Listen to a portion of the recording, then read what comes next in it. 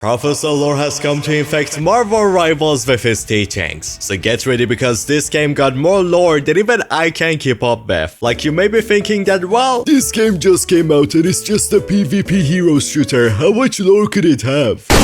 trust me, way too much, and I had to learn all of it. From storyline being told in full cinematics, onto entire comics being made around it. Then every single thing you do in game or all of the things that happen, all of it are actual things happening in the story itself. Some examples would be the maps you play in. The team-ups are actual team powers that happen in the lore itself. The objectives you do in game, like protecting this car thing. It's all part of the Marvel Rivals lore. And how do I exactly know all of that? Well, for some reason, while everybody else are just having fun making gameplay videos or just playing the game, I decided to torture myself, just learn the entire story of the game, which was actually not really easy, and I'm here to teach you the entire lore. So since there is like a lot to go through, I have planned out this video in sections to help you understand it better. The first section is gonna be about how you yourself can follow the story and every single place in game that the story is told through. Then after that, I will go through all of those places the story is told within and show you what exactly their story is about. Then through that setting, you understand the entire storyline of this banger game. Well, the first and most important thing is keeping an eye on the official YouTube channel of Marvel Rivals. Just like how Fortnite does it or Overwatch. Sometimes there are storyline focused cinematics posted here that are the main way for you to enjoy and understand the game's story through them. Then the second most important way to learn the lore is by checking out the comics that Marvel Rivals will digitally release focused on telling the story of this game. Now there's not only those ones, but you can also find comics in the game itself too, which there will be new ones based on the big storyline events happening or just fun Christmas events or things like that as a side thing. And each page of these comics have different panels that you need to grind and unlock them. The main way to find the panels is either through the battle pass or these challenges right here. The comic panels are basically like a really beautiful art of a moment in the story, and you can open like a text wall about them, read the full story and everything, which is like pretty cool, I would say. I like this. Then we got just looking at the maps you play within and the designs in them. Every single map you play in are actual important things happening in the story of the game. For example, the world tree you see within the Asgard maps. It's being drained of its energy and slowly dying because of how much Loki is just abusing this thing to grow his power and his kingdom. The other one filled with Venom goo is directly connected to Knull and how he's trying to free himself. Or how the Wakanda maps have like a huge Black Panther ship in the sky. That's because Wakanda here has evolved into a galactic empire, expanding their reach and kingdom into many neighboring stars. Then there are objects in the game you can interact with them, or people in the game that you can learn the story from, or drawings and objects designed to show off pieces of the story. It's just insane how basically everything you see in the game, everything you do, everything that happens, all of it has lore. Like, everything. Sometimes too much lore for my poor brain to keep up with. You also can find story within this game within the lore tab that exists in every single playable character in the game. They all will have 3 different parts of lore, which at the start only one of them is released. I have some issues with this personally, so if you want to see me like talking about my issues and the things that I think that Marvel Rivals story is kind of doing wrong, let me know in the comments and I'm gonna make a video on that. Until now, an extremely cool way to learn the story here. You can find some objects either through the battle pass or again these challenges right here. These are important storyline related things that you can kind of keep a collection of them. Then they will have a name with a full description you can read as well that tells you like a lot about the story of this game. And here's another one that Marvel Rivals absolutely didn't have to do, but they did it, which shows like the devs on this game and the people on work on it. Absolute legends, goats of gaming. Thank you so much for actually cooking. Apparently, every single team up in this game has actual lore behind it. So when you have a Spider-Man, Venom and so on, through that you get the crazy Venom spiky bikey power. Or using Hulk and Iron Man giving you the super duper Iron Man, my favorite, my main. Just look how I'm gonna just crush everyone. I'm so good with Iron Man. Don't trust me? Watch this.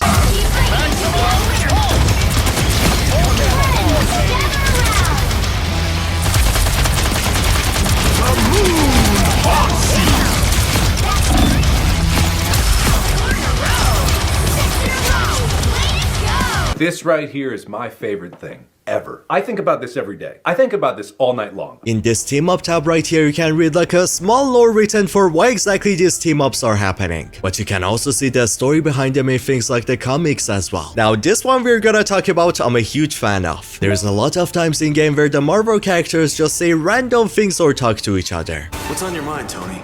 I'm just wondering if you can get an arrow through one of the eye holes in Doom's mask. I'll customize one just for that. Good man. These a lot of times are actually really important to the story of the game, or story behind the characters themselves, or even reveal story behind the maps you play in. It's just such a creative way to make everything that's said in the game, or most of it, actually matter, be important things about the story and things like that, and make you actually listen to what's said in the game. But that's like 8 different ways that the story is told in this game through, which is like insane. It's like the amount of detail, the amount of ways that they tell you the story, basically everything that happens is connected to the story. There's just too much, which is actually a really good thing, but also why you probably need like Professor Lore himself to come teach you the lore, make it simpler for you to understand what exactly is going on, which we're gonna do right now. Starting with Galaarta, which is basically like an anime-fied Galactus, and I like her, she's really cute. Oh boy, does she sometimes get like extremely annoying to deal with. She yaps too much. Waken the Rangers!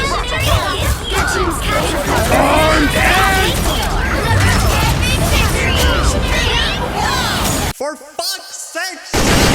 Galaarta is technically the daughter of Galactus himself, but she was kinda built by pieces of this man, so technically Galactus is not the dad. He's actually the mother, but being built by only pieces of Galactus means that she's not even close to as powerful as her father is. Yet unlike her dad, who loves to eat planets as lunch, Galaarta really wants to be like a type of protector character, and that's exactly why she's the face of this game, because she's here to save us from a terrifying danger that is happening. And when following the story, you can see that she is somewhat acting like the Watcher in the What If show. She is basically watching the people fight to stop the chaos, while helping out on the side to make sure that things don't really end up badly. And now that we know why exactly she's like the face of this game, well, like, why is she protecting us from? What is the great threat that she needs to like fight against? The main villain of the story is Dr. Doom himself. Apparently he managed to figure out how to merge science and magic into one. This discovery led into the chronocells becoming a thing, which is basically the very thing that the currency of this game is made out of, the thing that you buy to get the like the extremely cool skins, like the Sue Store one. Oh my god. Everyone in McKinney is dead.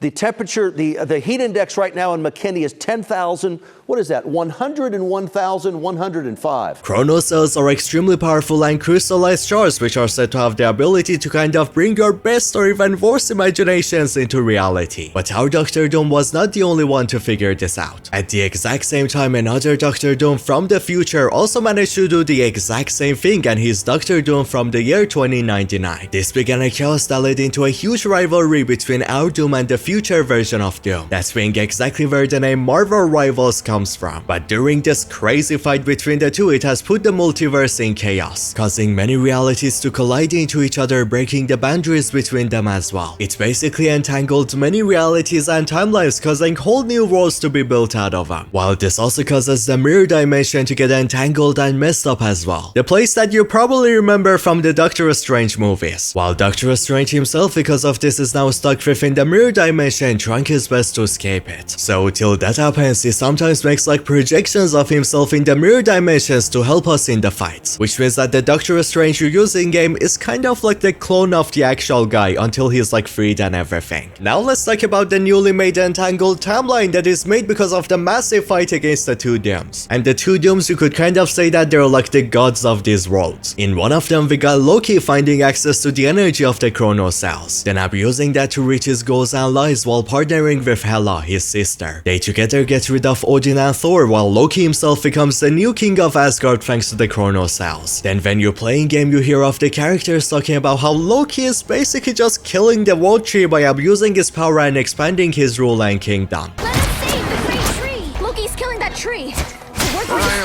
So it's really important for many of the heroes to come together for stopping him and taking away Asgard and giving it back to Thor. Or in one of the game modes you get to carry the Stormbreaker for crushing one of the systems that Loki uses for harvesting the tree. That's exactly why in the game when you're on the team against Loki, you have his projections appearing and talking to you, just doing a little trolling. Now another horrible alternate world that has been made is Hydra's army taking over the world and building these crazy facilities all over the place. One of them is even called Hell's Heaven, which that sounds right out of Doom Eternal. I wanna go there. Within one of these places, the souls of the damned have been locked up behind a huge gate made by Hydra. Then you have the mission here to capture this place and destroy the gate so the souls can finally be freed. And while playing you can actually hear the souls tell you to release us.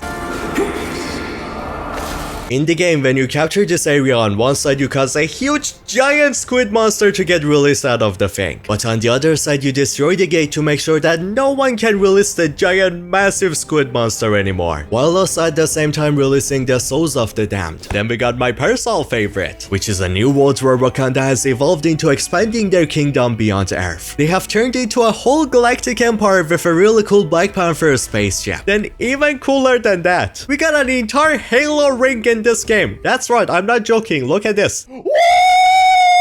Wakanda in this game is building those things, and a lot of times the Wakanda maps you play on take place on the rings themselves, which is like extremely cool. You're playing on a massive ring. Now we got Clintar, the living planet filled with like symbiote ooze. It's said that Knull, the god of darkness himself, is imprisoned in the core of this planet, and he's planning to use the war of the two Dr. Dooms and the discovery of chronocells to his advantage. And with those he wants to first free himself, then corrupt everything onto full destruction so the world can be pure darkness again. He already has begun his plan by cursing many things in the new entangled realities. Like for example Boss, the god of the Wakanda people, which in the escort mission in Wakanda, you're basically trying to protect Boss from this curse. So Shuri has gotten the help of the Guardians of the Galaxy to check this place and see what exactly is going on. Talking about the Guardians, you don't see Drax and Gamora in this game, because Star-Lord talks about how these two are lost and he's doing his best to find his friends. You ever see Gamora or Drax out there in your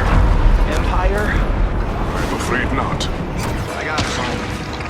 They're the closest thing I have to family. But now it's that how the creations of Knull, the symbiotes like Venom, are exactly the ones who caused him to be trapped in the core of this planet. Then the story behind that big gooey ball thing that you have to protect and escort in game is really important too. That is said to be Knull's essence, and if it reaches underground and explodes, it will cause Knull to finally be freed from this planet and begin destroying everything that exists. Until now I would say the most important world in this game, which is Tokyo 2099. You probably know the Web of Life and Destiny thanks to the recent Across the Spider-Verse movies. So of course the chaos that Dr. Doom has started puts this multiversal link among all the Spider-Man that exists in danger too. But things are so bad to the point that the whole Web of Life and Destiny could be destroyed with all the entanglements and the sky falling apart. So we got Master Weaver, who is the focus in these maps. This guy is the one who repairs and manages the entire Web of Life and Destiny. So without him the entire thing would fall apart. He's ready to fix up all the chaos and repair the web, but he said that to make sure everything goes smoothly and no realities fall in danger, he is in need of more chronocells power. So the Master Weaver tells us how until we get access to more of the chronocells he will not begin the repair. But one of the spider people disagrees with him on this, who is Spider Zero. She believes that if she links the web right onto the cyberspace right now, then they have a chance to begin the repair without the need of a long wait, since that will keep the realities safe from more chaos happening and more random people just being thrown into here from other timelines. The Master Weaver disagrees with her because if her plan fails it will make things way worse. So it causes two teams to be made on this map, or the Spider Zero team and the Master Weaver's team. The first issues of the comics are directly focused on the story that happens in these maps, and probably there will be more comics to give us more information on the other maps I talked about too. But based on the comics, the Spider Zero team has Penny Parker as the leader, Venom, Wolverine and Namor, Hulk and Doctor Strange, who again is just an astral projection. The actual Doctor Strange is stuck in the mirror dimension, while the Master Weaver team is made of Spider-Man, Thor, Captain America, Luna, Snow, Jeff and Iron Fist. Wait, they got Iron Fist? That guy alone is just enough to kill all of them.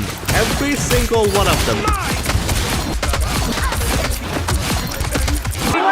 These games before! So when you play these maps in game, you're kind of going through the events in the story and the lore of the game. Like how Spider-Zero wants to link the web of life and destiny onto the cyberspace. She actually is doing that in game through this very car thingy that you protect and escort. This thing is the exact device she needs for her plan. While you can even see her in the car in game, which is like such a cool touch. There is like a whole intro of her jumping in the car and then she goes vroom vroom. That's sick! Then another dope touch is how the Master River sometimes takes over every screen in this map to threaten Spider-Zero.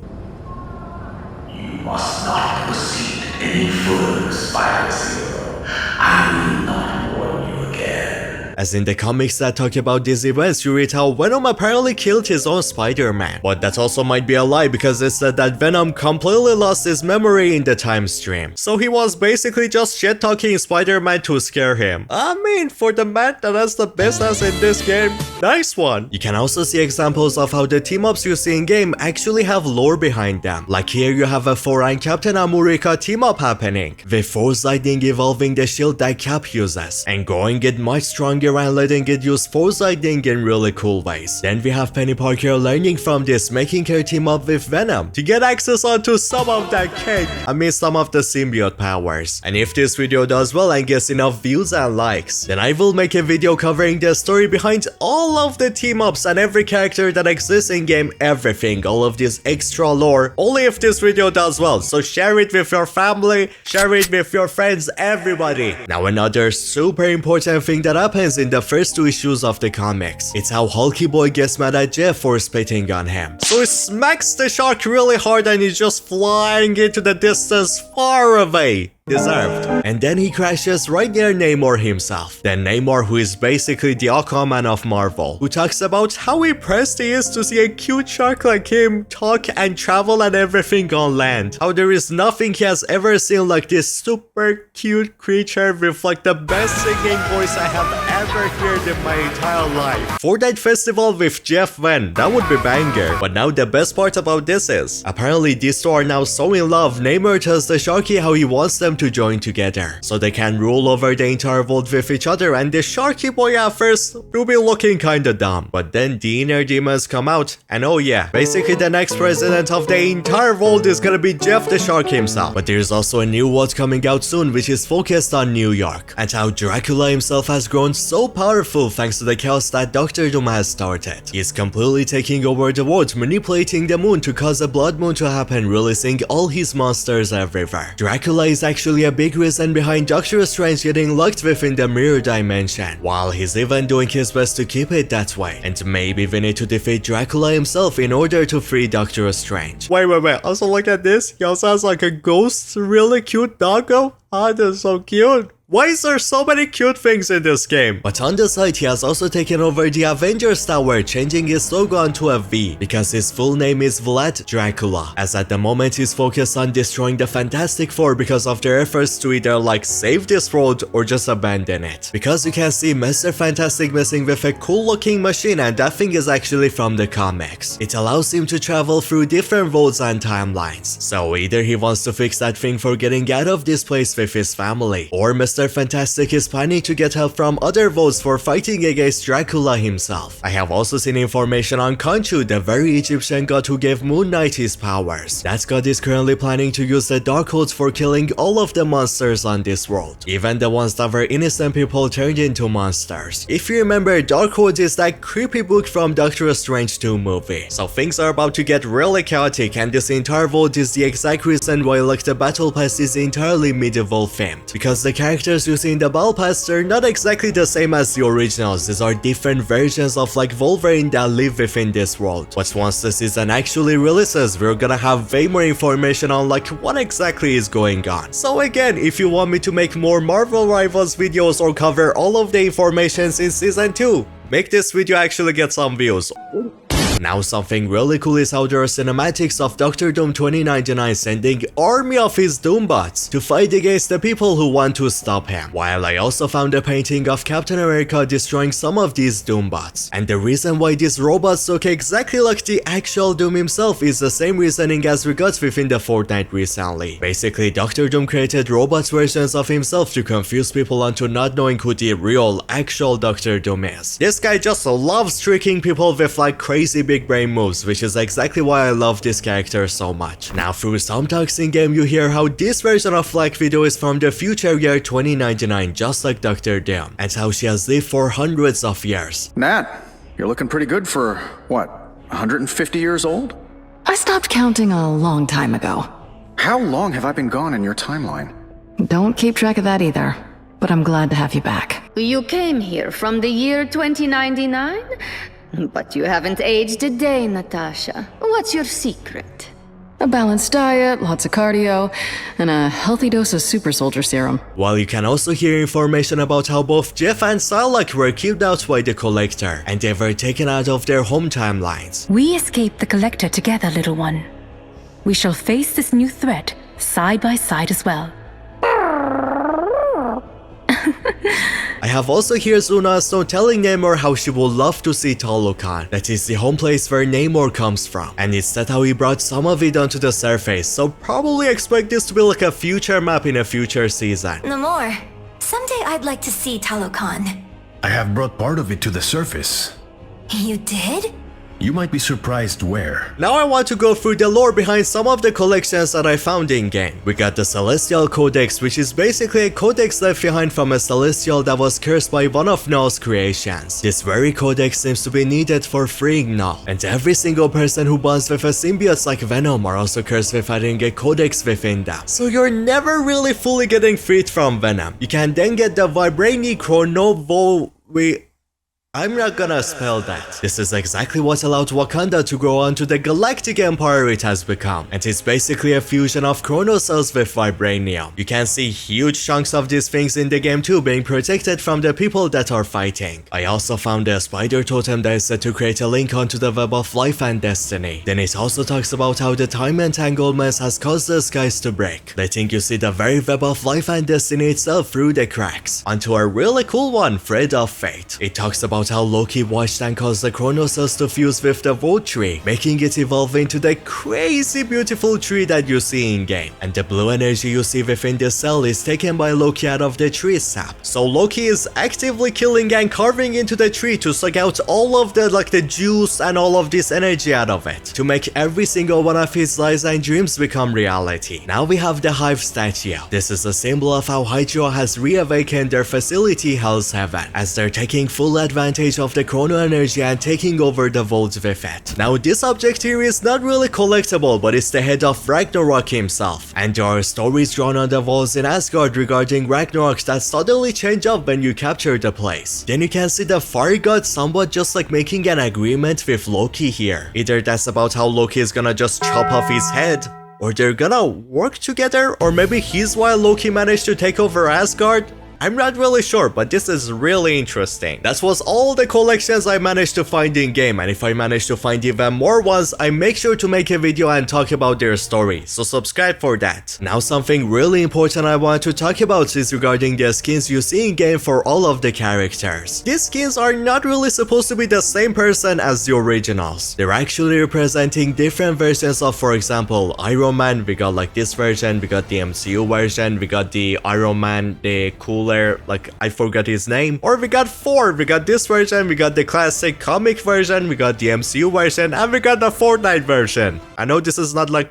Fortnite, it's like the Herald version, but it's Fortnite, because I say so. And this is happening because people from different votes and timelines are being thrown into random places they don't really belong in. So when you use a different skin, you're technically using an entirely different version of that hero, which is exactly why the skin color between these two are completely different, because this one is a different person completely, and this other one is a different person completely. They're not the same. Dr. Doom basically created worlds with chronocells where people can bring their own biggest his dreams into reality, have crazy freedom and kind of become gods themselves. But so far this power has mostly only been abused by terrible people like Knull, Dracula, Hydra and more. Only Wakanda people have been using it well. While you could say that Dr. Doom is basically the god of all of these worlds. Now the story of this game was really cool, right? But there is another game that does a story like really similar to Marvel Rivals. That's Fortnite. The Fortnite story is like actually so good you probably don't know. You're gonna underestimate it.